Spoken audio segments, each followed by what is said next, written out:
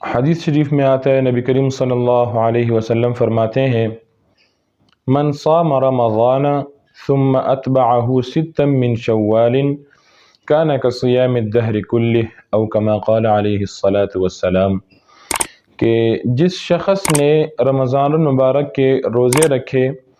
اس کے بعد پھر شوال کے مہینے میں 6 روزے اور رکھے تو یہ اس طرح ہوا، یعنی یہ 6 روزے رکھنے والا شخص اس طرح ہوا جس طرح کہ اس نے پوری زندگی یہ روزے رکھ لیے ہو۔ اچھا، اس حدیث کا مفہوم اب سمجھ لیجئے۔ دیکھیں نبی کریم صلی اللہ علیہ وسلم فرماتے ہیں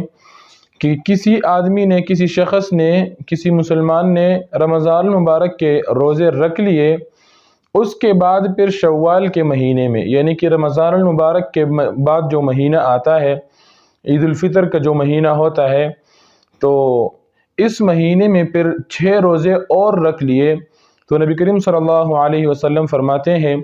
کہ یہ 6 روزے رکھنے والا شخص ایسا شمار ہے جس طرح کہ اس نے پوری زندگی روزے رکھ لیے ہو۔ اچھا،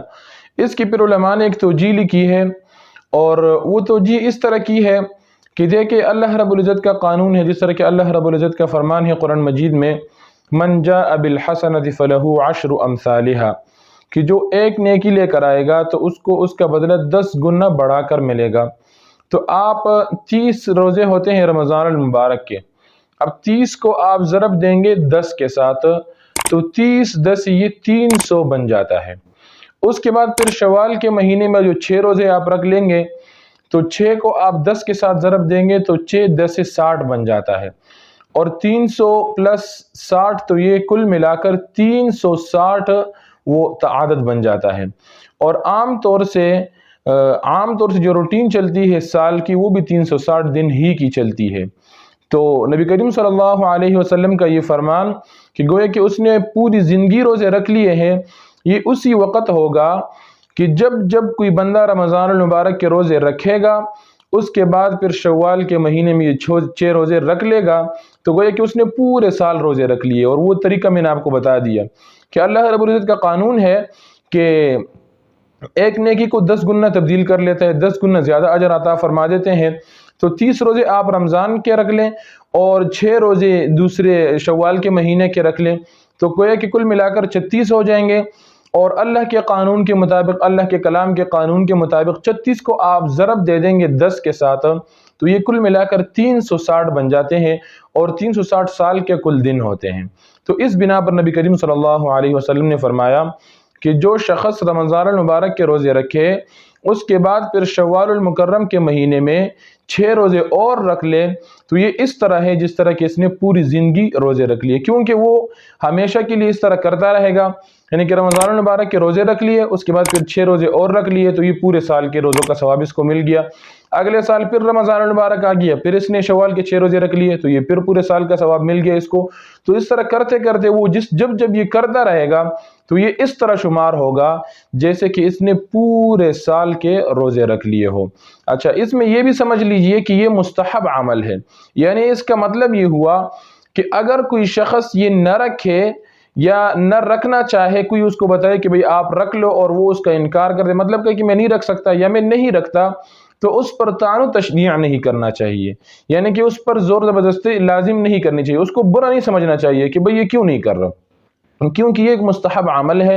اور مستحب عمل لازم نہیں ہوتے، بلکہ اگر آپ کر لیں گے تو اس پر آپ کو ثواب ملے گا، لیکن اگر آپ نہیں کریں گے تو اس پر آپ کو گناہ نہیں ملتا۔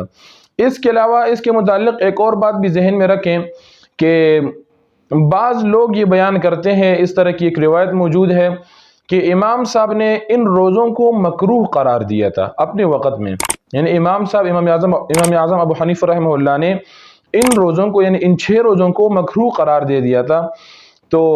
اس بارے میں پھر علماء نے توجیہ لکھی ہے کہ اس وقت چونکہ